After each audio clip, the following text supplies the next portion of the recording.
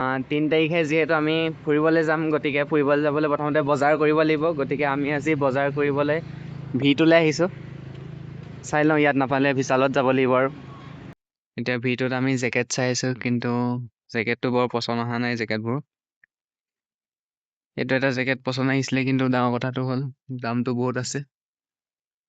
এতিয়া আমি ভিটোৰ পৰা ওলাই আহিলোঁ। ভিটোৰ পৰা আমি গেঞ্জি এটা কিনিলোঁ। এতিয়া বিশাললৈ যাম। এইটো বিশালত ট্ৰেক পেণ্ট এটা পাইছিলোঁ। এইফালে মানে পকেটটো ডাঙৰ, কিন্তু এইফালে পকেটটো সৰু।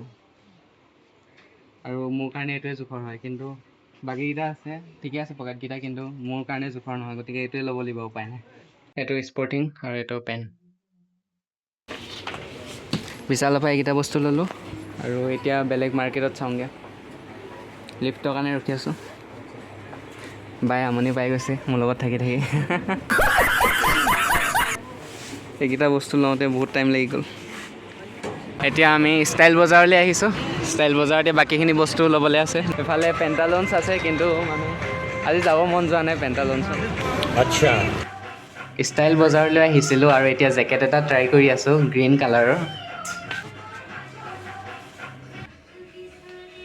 ষ্টাইল বজাৰৰ পৰা এইটো জেকেট এটা কিনি ল'লোঁ। বজাৰ কৰি কৰি সন্ধিয়াই হ'লগৈ। চেণ্ডেল আৰু জোতা কিনি ল'লোঁ আৰু আমাৰ বজাৰ ইয়াতে সমাপ্ত।